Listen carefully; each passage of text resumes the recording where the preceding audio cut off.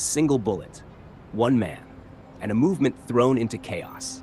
On September 10th, 2025, Charlie Kirk, founder of Turning Point USA, was gunned down at Utah Valley University. And just days later, in a stadium filled with tens of thousands, his widow stood before the nation and said the words no one expected: "I forgive him." The shooter didn't just end a life. He ripped open one of the most divisive chapters in America's political story. And in the echo of that forgiveness, the question became bigger than justice. It became about what a movement chooses to be, without its architect. Charlie James Kirk was born in 1993 in the Chicago suburbs. Raised in a middle-class family, he grew up steeped in the language of faith and patriotism. As a teenager, he wrote an essay about liberal bias in textbooks that caught the attention of conservative media. By 18, he met Tea Party veteran Bill Montgomery, who would become his mentor. Together, they launched a new experiment, Turning Point USA. Their mantra was simple: win the classroom, win the future. Kirk didn't just want to argue with the left. He wanted to organize, to build an army. Think about that. 18 years old, most students are still figuring out majors. Charlie Kirk was already building a political machine. The growth was meteoric. What began as a scrappy two-man operation turned into a nationwide machine with hundreds of college chapters. TPUSA rallies looked less like debates and more like political concerts. Flags waved, music blared, students packed auditoriums. And behind it all, Kirk cultivated a donor network of conservative power players, names like the Mercers and Foster Friess. By his early 20s, Kirk wasn't just a speaker, he was a CEO of a movement. But what made him effective wasn't only rhetoric, it was production. Conferences that felt like rallies, tours that mirrored campaigns, a pipeline from campus clubs to national stages. TPUSA spun off affiliates like Turning Point Action and TPUSA Faith, blending politics with revival-style Christianity. Critics said it was a recruitment pipeline for extremism. Supporters said it was a lighthouse for free speech. Either way, the spectacle worked. From 2016 onward, Kirk rode the wave of Trumpism. He became a regular on Fox News, launched a top political podcast, and appeared at rallies across the country. But the spotlight carried baggage. Progressive watchdogs accused TPUSA of scandals, mismanagement, even racism. Kirk himself ignited firestorms, like when he boasted on Twitter about sending buses of activists to D.C. on January 6th, only to delete the post hours later. He condemned violence, but never softened his posture. To admirers, he was fearless. To critics, reckless. But everyone agreed. He thrived on attention, and he knew how to weaponize it. Ask yourself, was Kirk just a messenger, or had he become the brand itself, inseparable from the movement he built? By 2024, Kirk was one of the most visible faces of conservative youth politics.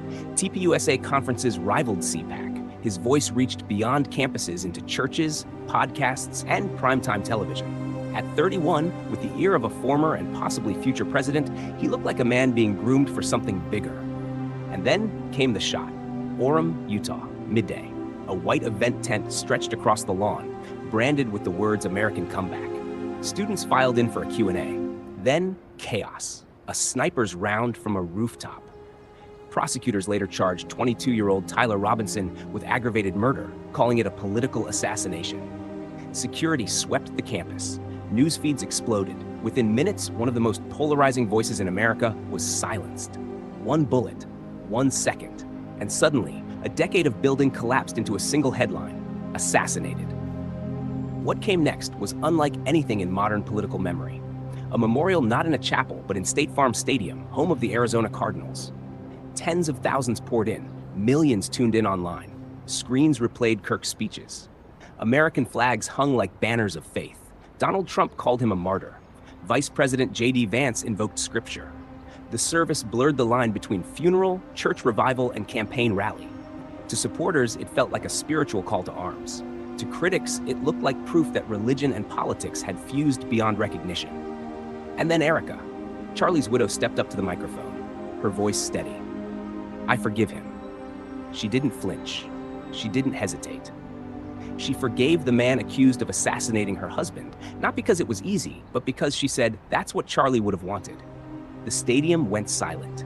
Forgiveness in that moment was not just personal, it was political. And Erika made one more vow: she would carry the mission forward. Forgiveness on a stadium stage. Ask yourself, was it faith? Was it strategy? Or was it both at once? TPUSA was never only about one man. It was an infrastructure, a donor web, a relentless calendar, a finely tuned media machine, and thousands of campus chapters across the country. Within days of Kirk's death, donors opened their wallets wider than ever. For them, tragedy demanded action.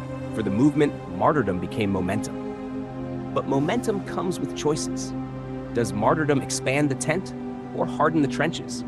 If TPUSA leans deeper into religious identity, does it grow its base or narrow it? For opponents, another question. Can you critique the politics without dehumanizing the people, and in doing so prevent another act of violence?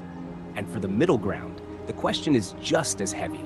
Can universities remain marketplaces of ideas when blood has been spilled on campus soil?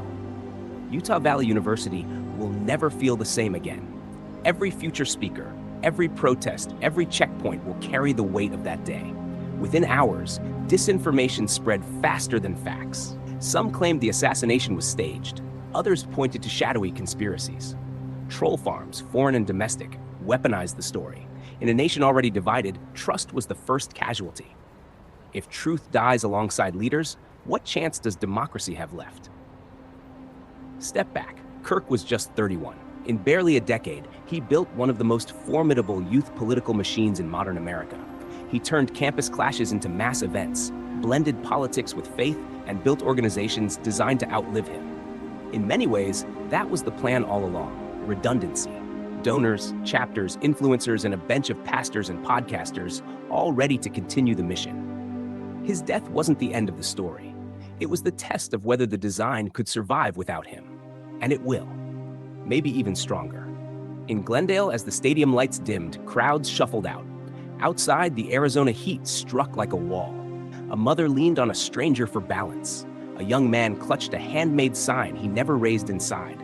And somewhere, in a quiet room, Erika was finally alone. That's where movements are tested, not at the microphone, but in the silent hours afterward. So what do we do with a martyr in a country already on edge? Build a bridge or a barricade? Turn grief into grace or into the next campaign ad? When the noise fades, which choice will we make? This is Real-Time Stories. Unlike the networks, we don't tell you what to think. We ask what you see. Share your view, leave your thoughts below.